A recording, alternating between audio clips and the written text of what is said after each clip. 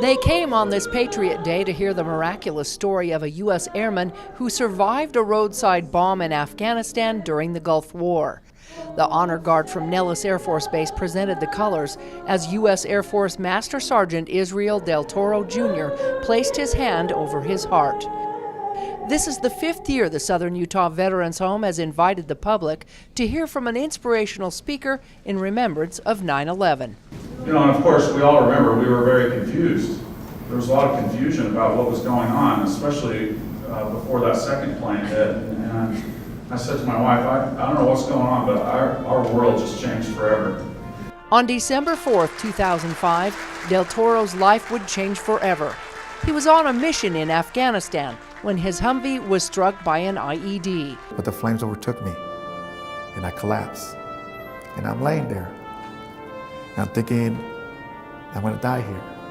80% of his body was burned, and he was only given a 15% chance of survival. Losing his own parents at age 14, Del Toro, or DT, was reminded that he had a son and a wife at home, which brought him through it. And to my therapist, because he was like, DT, you can't give up.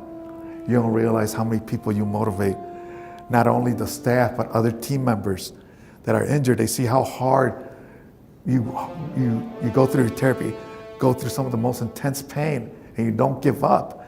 Don't give up, brother. Trust me, all your son wants is his dad.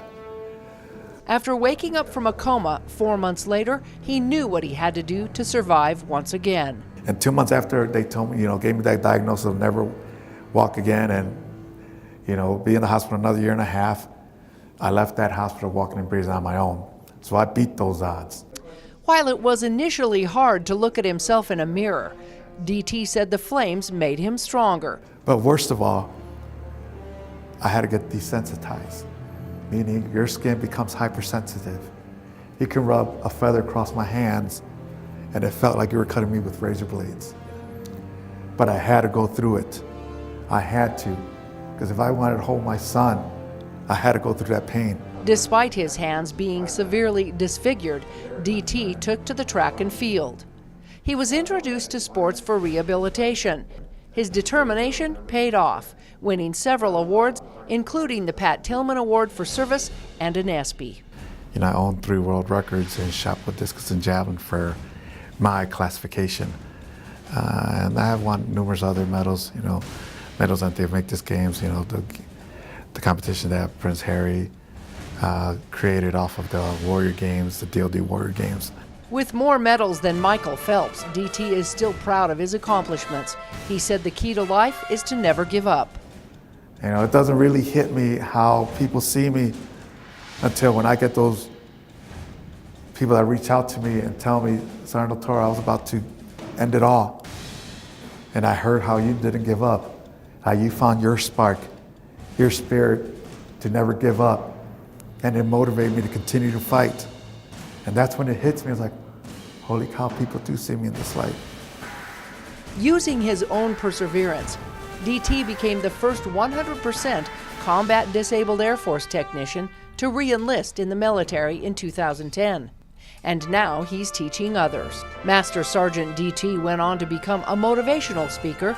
He was encouraged by General Mosley. I was like, sir, why do you want me to go? I don't have a story. And he's like, you're not having a story. It's like, they gave you 15% chance to live. You're not supposed to walk.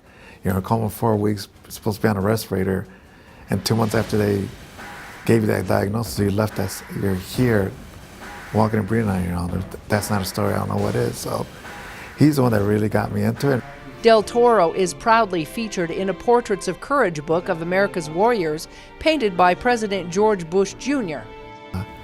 It was pretty cool because he really, even all my family, everyone that ever saw it, he had really captured my spirit, my eyes especially. That's what my family says, that he really caught your eyes and your spirit of who you are. So it was pretty cool seeing that, President Bush did a painting of me, who knew he knew how to paint, While Del Toro said he was personally angry about the 9/11 attack back then, he looks at it differently now. It's like my story, I don't let my spirit break just because of an incident. I continue to fight, keep pushing forward, because the American spirit is an amazing thing, and seeing how resilient we are and how we don't let, even though it's a tragic event, it stopped us and put us in fear of how we live and how the American way is.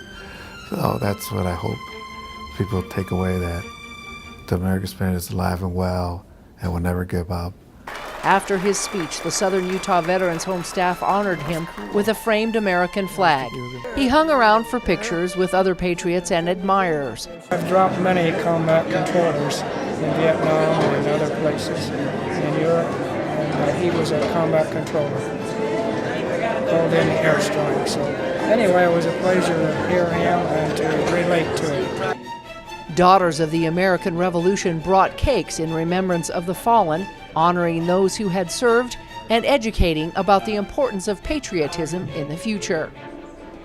On Patriots Day, Melissa Anderson, Community Education News.